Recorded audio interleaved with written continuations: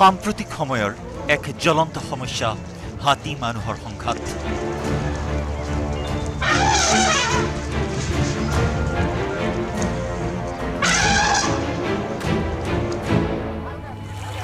ৰাজ্যৰ বিভিন্ন প্ৰান্তত বিভীষিকাৰ ৰূপ ধাৰণ কৰিছে হাতী মানুহৰ সংঘাতে।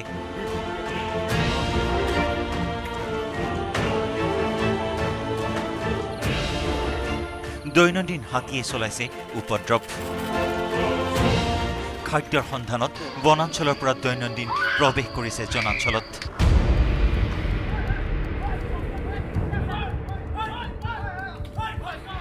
ঘৰবাৰী ভাঙি তহিলং কৰিছে জাক জাক বন্যহস্তীয়ে।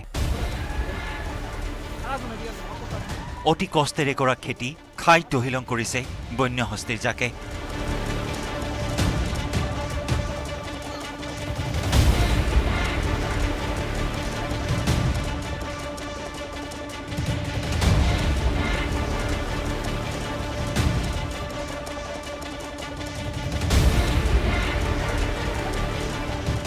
কিন্তু ৰাজ্যত এই বিভীষিকাৰ ৰূপ ধাৰণ কৰা হাতী মানুহৰ সংঘাত নিৰাময় কৰিবলৈ সক্ষম হোৱা নাই বন বিভাগ।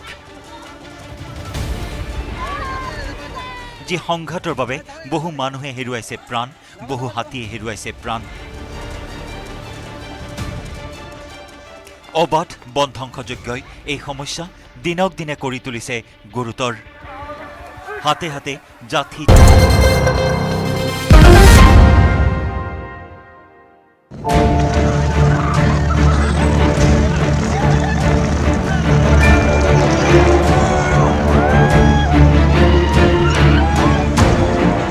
সাম্প্ৰতিক সময়ৰ এক জ্বলন্ত সমস্যা হাতী মানুহৰ সংঘাত।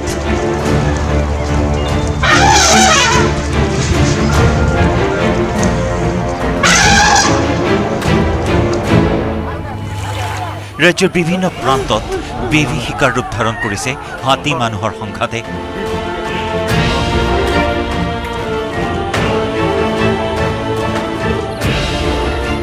দৈনন্দিন হাতীয়ে চলাইছে উপদ্ৰৱ। খাদ্যৰ সন্ধানত বনাঞ্চলৰ পৰা দৈনন্দিন প্ৰৱেশ কৰিছে জনাঞ্চলত।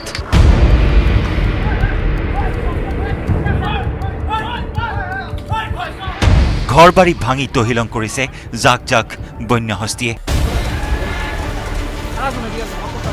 অতি কষ্টেৰে কৰা খেতি খাই তহিলং কৰিছে বন্যহস্তীৰ জাকে।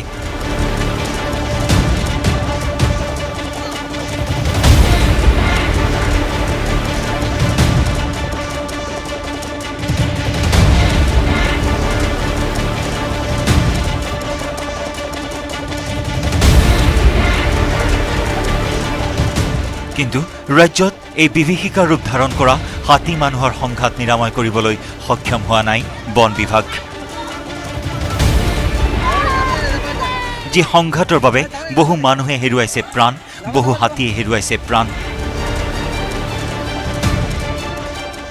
অবাধ বন ধ্বংসযজ্ঞই এই সমস্যা দিনক দিনে কৰি তুলিছে গুৰুতৰ। হাতে হাতে জাথি জোং লৈ ফটকা ফুটাই হাতী খেদিবলগীয়া হয় ভুক্তভোগী লোকসকলে।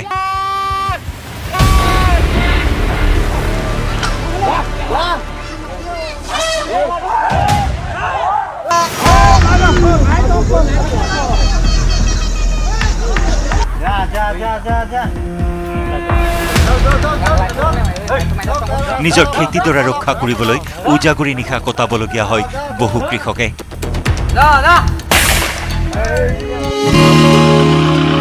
তেনে সময়তে এই সংঘাত নিৰাময়ৰ বাবে আগবাঢ়ি আহিছে ছাত্ৰ মুক্তি সংগ্ৰাম সমিতিৰ মৰঙী আঞ্চলিকৰ কৰ্মকৰ্তাসকল।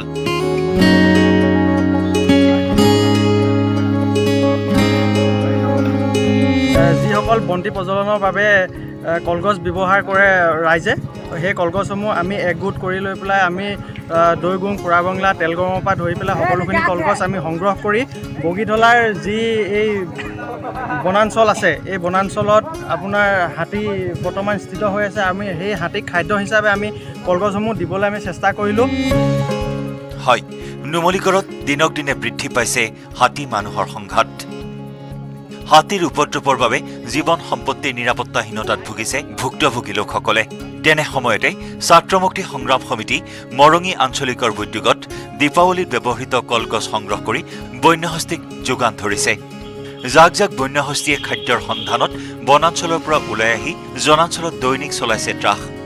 সেইবাবে ছাত্ৰমুক্তি সংগ্ৰাম সমিতি মৰঙী আঞ্চলিকে নুমলীগড়ৰ ভিন্ন স্থানৰ পৰা দীপাৱলীত বন্তি প্ৰজ্বলনত ব্যৱহাৰ হোৱা কলগছসমূহ সংগ্ৰহ কৰি হাতীৰ জাকটোৱে অৱস্থান কৰি থকা গিদি বস্তিত যোগান ধৰিছে।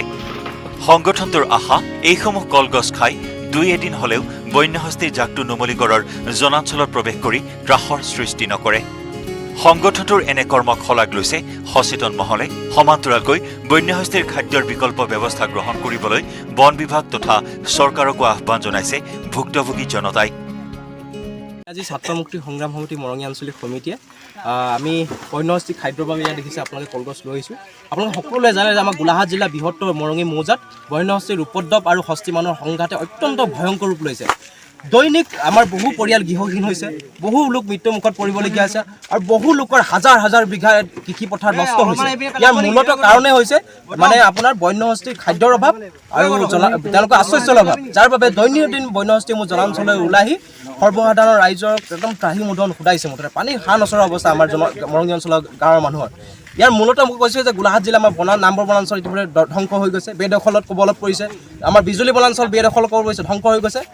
এইখিনি মূলত গোলাঘাট জিলা প্ৰশাসনৰ চৰকাৰৰ ছত্ৰছায়াত হৈছে, যাৰ পৰিণতিত আমাৰ গাঁৱৰ মানুহখিনি এতিয়া নাজল নাথল অৱস্থা, দৈনন্দিন হস্তী মানুহৰ সৈতে সংঘাত হ'বলগীয়া এটা অৱস্থাৰ সৃষ্টি হৈছে। ইয়াৰ মূলত কাৰণেই মানে বন্যহস্তীৰ খাদ্যৰ অভাৱ, আশ্ৰয়স্থলৰ অভাৱ। গতিকে আমি সেইকাৰণে ছাত্ৰমুক্তি সংগ্ৰাম সমিতিয়ে আমি এটা পদক্ষেপ গ্ৰহণ কৰিলোঁ।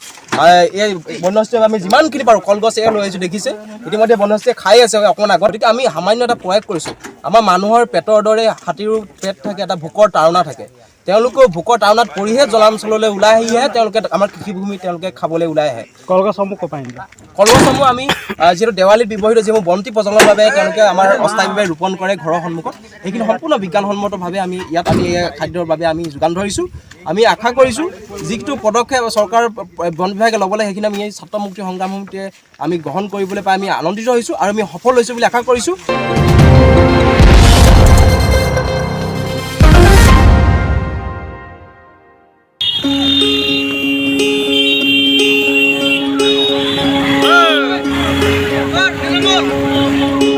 'আৰ্থিক অনাটনে যে কোনো প্ৰতিভাৰ হেঙাৰ হ'ব নোৱাৰে, এই কথা পুনৰবাৰ প্ৰমাণ কৰিলে জুৰিয়াৰ দুই ভলীবল খেলুৱৈয়ে। নগাঁও জিলাৰ এক ভিতৰুৱা অঞ্চল আলিটাঙনিৰ উদীয়মান ভলীবল খেলুৱৈ আজমল কবিৰ আৰু পাৰ্শ্বৱৰ্তী উডমাৰী গাঁৱৰ আমিৰ হুছেইনে ৩১ অক্টোবৰত নেপালৰ কাঠমাণ্ডুত অনুষ্ঠিত ছাউথ এছিয়ান গেমছত ভাৰতীয় ভলীবল দলক প্ৰতিনিধিত্ব কৰি গৌৰৱ কঢ়িয়াই আনিছে। উক্ত খেলত ভাৰতীয় দলে সোণৰ পদক লাভ কৰিবলৈ সক্ষম হয়। উল্লেখযোগ্য যে ভাৰতীয় ভলীবল দলে নেপালক ৩-২ গলত পৰাস্ত কৰি সোণৰ পদক লাভ কৰি ভাৰত তথা অসমলৈ গৌৰৱ কঢ়িয়াই আনিবলৈ সক্ষম হৈছে। আলিটাঙনিৰ অৱসৰপ্ৰাপ্ত শিক্ষক প্ৰয়াত মৌলানা আব্দুছ ছাহিদৰ কনিষ্ঠ পুত্ৰ আজমল কবিৰৰ এই সফলতাৰ বাবে গৌৰৱান্বিত বৃহত্তৰ জুৰিয়াৰ আলিটাঙনি অঞ্চল। সমান্তৰালভাৱে উডমাৰী গাঁৱৰ আব্দুৰ ৰহিমৰ পুত্ৰ তথা ৰূপহী মহাবিদ্যালয়ৰ স্নাতক বাণিজ্য শাখাৰ ছাত্ৰ আমিৰ হুছেইনক লৈও গৌৰৱান্বিত জুৰিয়াবাসী। আমি আজি নথৈ আনন্দিত হৈছোঁ। গৰম যি ভাল পোৱা আমি পাইছোঁ, আমি নথৈ আনন্দিত হৈছোঁ। অনাগত দিনতো যাতে আমাৰ এই গাঁৱলীয়া এই একদম ভিতৰুৱা অঞ্চলৰ পৰা যাতে আৰু প্লেয়াৰ ওলাই আহে। আমাৰ এই ভিতৰুৱা অঞ্চলৰ মানুহবিলাকে যাতে গাৰ্জেনসকলে যাতে আমাৰ ল'ৰা ছোৱালীক খেলৰ জগতত আৰু একোজ আগুৱাই নিবলৈ তেখেতসকলে যাতে ছাপোৰ্ট দিয়ে। এইখিনি আপোনাৰ প্ৰশিক্ষক আমাৰ লগতে আছে বাইদেউ গাড়ীত আহি আছে শান্তা চাহানী বাইদেউ, তেখেত আমাক নগাঁও নলামিন ষ্টেডিয়ামত আমাৰ প্ৰশিক্ষক দিছিলে। কিন্তু মই যেতিয়া বাল্যকালৰ পৰা খেলখন আৰম্ভ কৰিছিলোঁ তেতিয়া ঢিংগাঁও ভলীবল কোচিং চেণ্টাৰ তেতিয়া কোচিং চেণ্টাৰ নাছিলে, কিন্তু এতিয়া আমি চিনিয়ৰ প্লেয়াৰ কেইজনে মিলাই পেলাই এটা কোচিং চেণ্টাৰ আমি তাত স্থাপন কৰিছোঁ, ঢিংগাঁও ভলীবল কোচিং চেণ্টাৰ। গোবিন্দ নামেৰে তাৰ পৰা মই এই বাল্যকালৰ পৰা যে ভলীবল খেলা আৰম্ভ কৰিছিলোঁ বলটো যেতিয়া মই প্ৰথম চুইছিলোঁ তেতিয়া কিন্তু মই হিংগাঁৱৰ পৰা মই বলখন হাতত লোৱা শিকিছিলোঁ আপুনি ইয়াৰ পূৰ্বে আৰু ক'ত খেলিছিলে মই ইয়াৰ পূৰ্বে আপোনাৰ যোৱা মাহৰ 28 তাৰিখৰ পৰা মথুৰাত উত্তৰ প্ৰদেশৰ মথুৰাত অনুষ্ঠিত হৈছিলে উত্তৰ প্ৰদেশৰ মথুৰাত আপোনাৰ Indian council for sports and এডুকেশ্যনৰ উদ্যোগত নেশ্যনেল গেম হৈছিলে আৰু তাত আমি অসম দলৰ হৈ প্ৰতিনিধিত্ব কৰিছিলোঁ আৰু তাত অসম দলে আমি তাত মহাৰাষ্ট্ৰ তেতিয়া আমি অসম দলে চিলভাৰ মেডেল পাইছিলোঁ ৰাজস্থানক শক্তিশালী টীম ৰাজস্থানক ছেমিফাইনেলত পৰাজিত কৰি আমি ফাইনেলত গৈ পেলাই আমি চিলভাৰ পদক পাবলৈ সক্ষম হৈছিলোঁ অসম ভলীবল দলে আৰু তাৰে পৰা অসমৰ ভাৰতীয় ভলীবল যি নেপালৰ কাঠমাণ্ডুত অনুষ্ঠিত হৈছিল চাফা অপেন সাউথ এছিয়ান গেম 2021 তাৰ কাৰণে চিলেকশ্যন হৈছিলোঁ আৰু তাৰে পৰা আমি গৈ পেলাই যি লীগ পৰ্যায়ৰ খেল হৈছিলে আৰু ফাইনেল খেলত আমি নেপাল ভলীবল দলক 2-1 ছেটৰ ব্যৱধানত পৰাস্ত কৰি আমি ভাৰতৰ কাৰণে এই সোণৰ পদক সোণৰ পদক অৰ্জন কৰি জুৰিয়াবাসীক গৌৰৱান্বিত কৰা দুই যুৱকক নগাঁও নুৰুল আমিন ষ্টেডিয়ামত বিশেষ সম্বৰ্ধনা জনাই জুৰিয়ালৈ উষ্ম আদৰণিৰে লৈ অনা হয় উল্লেখ্য যে অতি দৰিদ্ৰ পৰিয়ালৰ পিতৃ এগৰাকী সাধাৰণ শ্ৰমিক স্বৰ্ণকন্যা হিমা দাসৰ জন্মস্থান ঢিঙৰ কাষৰীয়া জুৰিয়া অঞ্চলৰ পৰা পুনৰ আন দুজন খেলুৱৈয়ে আন্তঃৰাষ্ট্ৰীয় পৰ্যায়লৈ সুনাম কঢ়িয়াই অনাত পৰিয়ালটোৰ লগতে অঞ্চলবাসী উৎফুল্লিত হৈ পৰিছে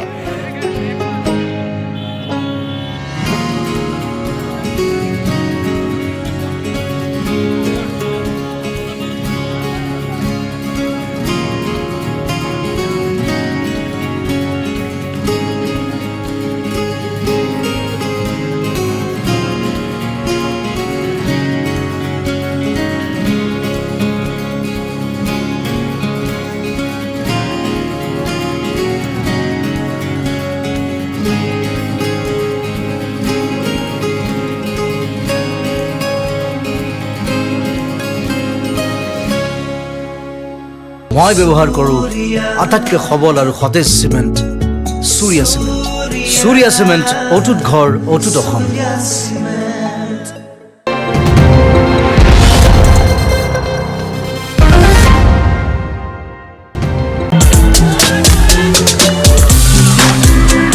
ঘূৰি আহিছে খেললৈ সুদিন উত্তপ্ত পৰিৱেশ সৰু সজাৰ খেলপথাৰ বাকৰি কণ কণ শিশুৰ পৰা 20 বছৰীয়া যুৱক যুৱতীয়ে ভিৰ কৰিছে খেলপথাৰ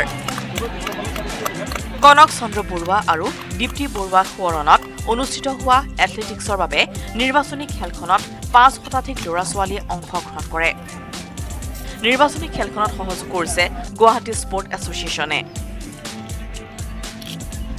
কামৰূপ মহানগৰ জিলাৰ ভিন্ন প্ৰান্তৰ পৰা অহা 500 খেলুৱৈৰ পৰা নিৰ্বাচিত কৰা হ'ব আন্তঃজিলা খেলুৱৈ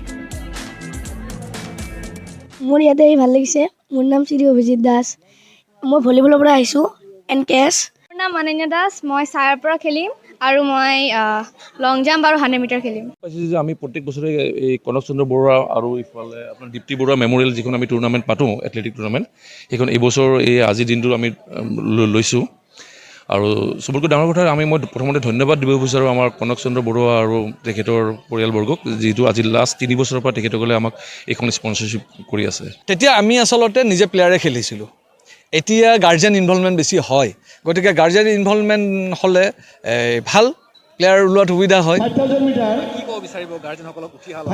গাৰ্জেনসকলক কম যে আপোনালোকে প্লেয়াৰক পঢ়া শুনাৰ লগতে স্পৰ্টছটো আপোনালোকে এটা ধৰি লওক যাতে প্লেয়াৰে সুবিধা পায় আজি আমি এটা বস্তু ভাল লাগিছে প্ৰায় 500 মান আমাৰ পাৰ্টিচিপেণ্ট আহিছে আৰু এইবাৰ আমাৰ প্ৰায় 17খন স্কুল আৰু ধৰক প্ৰায় 14টা ক্লাবে পাৰ্টিচিপেট কৰিছে অংশগ্ৰহণ কৰা কণ কণ শিশুও আছে প্ৰবল আত্মবিশ্বাস নিৰ্বাচিত হয় পদক বুটলিম বুলি 500 শতাধিকতকৈও অধিক খেলুৱৈ অংশগ্ৰহণ কৰাত উৎসাহী হৈ পৰিছে প্ৰশিক্ষক স্পৰ্ট এছ'চিয়েশ্যনৰ বিষয়ববীয়াসকল এতিয়া দুভৰিৰে জগত জিনিবলৈ সাজু এইসকল কণ কণ শিশুৰ পৰা 20 বছৰীয়া যুৱক যুৱতী নিৰ্বাচনৰ বাবে যোগ্যতা অৰ্জন কৰা প্ৰত্যেকজনে খেলুৱৈকে অন্যান্য খেলসমূহৰ বাবেও পৰীক্ষা কৰা হয়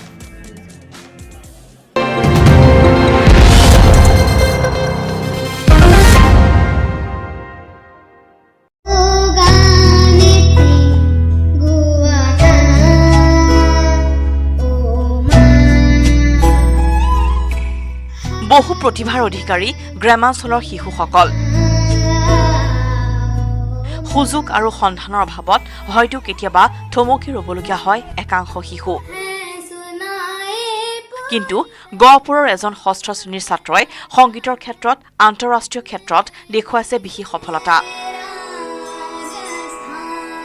গহপুৰৰ অতি ভিতৰুৱা গাঁও বাকুৰি দলনিৰ উমা ভৰালী আৰু ইলা দেৱীৰ 10 বছৰীয়া পুত্ৰ জয়ন্ত মাধৱ ভৰালীয়ে অংশগ্ৰহণ কৰিবলৈ সুযোগ পালে নেপালৰ কাঠমাণ্ডুত অনুষ্ঠিত সাৰেগামাপা লিটল চেম্পছত নমস্কাৰ মোৰ নাম জয়ন্ত মাধৱ ভৰালী মোৰ ঘৰ গহপুৰৰ বাকুৰি দলনিত মই নেপালত হৈ থকা সাৰেগামাপা লিটল চেম্পছত চিলেক্ট হৈছোঁ মই অসমবাসী সকলো ৰাইজৰ পৰা মৰম আৰু আশীৰ্বাদ বিচাৰিছোঁ ধন্যবাদ ষষ্ঠ শ্ৰেণীৰ ছাত্ৰ জয়ন্তই 5 বছৰ বয়সৰ পৰাই সংগীতৰ প্ৰতি আকৰ্ষিত হৈছিল কিন্তু অতি ভিতৰুৱা অঞ্চলৰ হোৱাৰ বাবে তেনেদৰে লাভ কৰা নাছিল আগবাঢ়ি যোৱাৰ সুবিধা অৱশেষত অনলাইন অডিশ্যনৰ জৰিয়তে নিৰ্বাচিত হৈ সাংগীতিক প্ৰতিভা বিকাশৰ সুযোগ লাভ কৰাৰ পিছতেই আনন্দ প্ৰকাশ কৰিছে পিতৃ মাতৃৰ লগতে অঞ্চলবাসীয়ে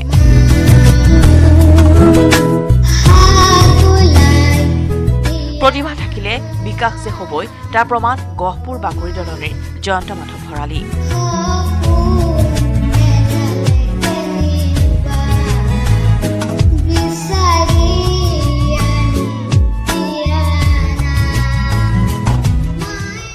এনেকুৱা এটা পৰিৱেশৰ পৰা তাত যোৱাটো খুব ডাঙৰ প্ৰত্যাহ্বান আছিলে হ'লেও তাৰ সৰুৰ পৰা মিউজিকৰ প্ৰতি থকা যিটো ধাউতি আৰু আমি খুব কষ্ট কৰি তাক মানে তাৰ ধাউতিটো পূৰাবৰ কাৰণে যিটো মই চেষ্টা কৰিছিলোঁ অলপ হ'লেও মই সফল হৈছোঁ কিন্তু আৰু বহুত আছে বাকী আৰু বহুত আগুৱাই যাবলগীয়া আছে কাৰণ গাঁৱলীয়া পৰিৱেশত সব বস্তুখিনি আমি সুবিধামতে নাপাওঁ কাৰণ এটা সংগীত শিকিবৰ কাৰণে ইয়াৰ পৰা 10-15 কিলোমিটাৰ 20 কিলোমিটাৰ গৈহে আমি সংগীত শিক্ষা দিব পাৰোঁ ল'ৰা ছোৱালীক গতিকে এনেকুৱা এটা পৰিৱেশৰ পৰা গৈ তাত পোৱাটো এটা খুব সৌভাগ্যৰ কথা কিন্তু সেইটো এটা মই খুব আৰম্ভণি বুলিয়ে ভাবিছোঁ আৰু খুব আগুৱাই যাব লাগে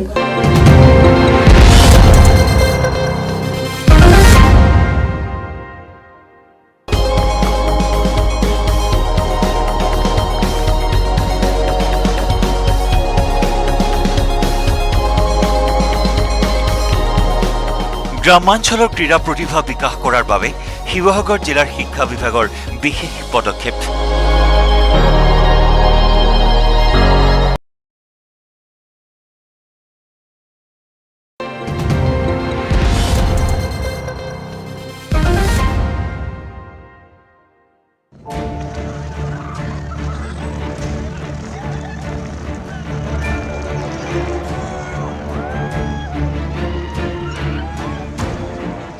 সাম্প্ৰতিক সময়ৰ এক জ্বলন্ত সমস্যা হাতী মানুহৰ সংঘাত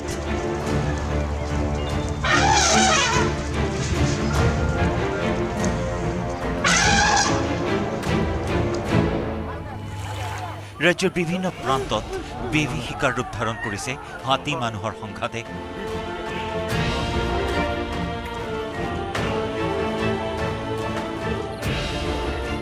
দৈনন্দিন হাতীয়ে চলাইছে উপদ্ৰৱ খাদ্যৰ সন্ধানত বনাঞ্চলৰ পৰা দৈনন্দিন প্ৰৱেশ কৰিছে জনাঞ্চলত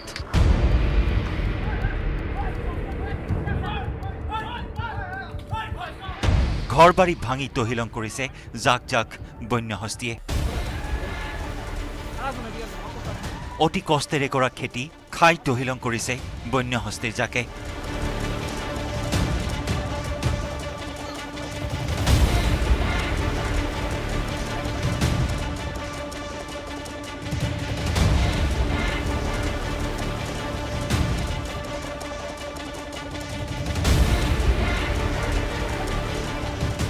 কিন্তু ৰাজ্যত এই বিভীষিকাৰ ৰূপ ধাৰণ কৰা হাতী মানুহৰ সংঘাত নিৰাময় কৰিবলৈ সক্ষম হোৱা নাই বন বিভাগ যি সংঘাতৰ বাবে বহু মানুহে হেৰুৱাইছে প্ৰাণ বহু হাতীয়ে হেৰুৱাইছে প্ৰাণ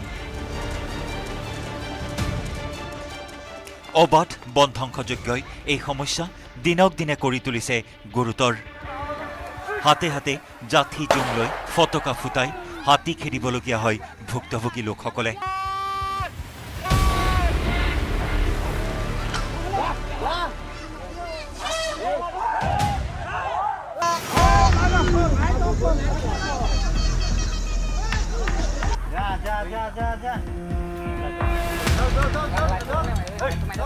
নিজৰ খেতিডৰা ৰক্ষা কৰিবলৈ উজাগৰি নিশা কটাবলগীয়া হয় বহু কৃষকে।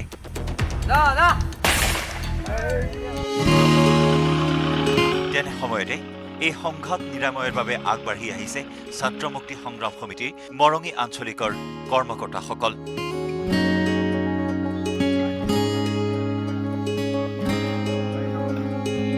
যিসকল বন্তি প্ৰজ্বলনৰ বাবে কলগছ ব্যৱহাৰ কৰে ৰাইজে, সেই কলগছসমূহ আমি একগোট কৰি লৈ পেলাই আমি দৈগুং পোৰাবংলা তেলগঙৰ পৰা ধৰি পেলাই সকলোখিনি কলগছ আমি সংগ্ৰহ কৰি বগীধলাৰ যি এই বনাঞ্চল আছে, এই বনাঞ্চলত আপোনাৰ হাতী বৰ্তমান স্থিত হৈ আছে। আমি সেই হাতীক খাদ্য হিচাপে আমি কলগছসমূহ দিবলৈ আমি চেষ্টা কৰিলোঁ।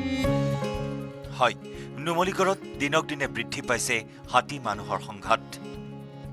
হাতীৰ উপদ্ৰৱৰ বাবে জীৱন নিউজ হেডলাইন্স আগবঢ়ালে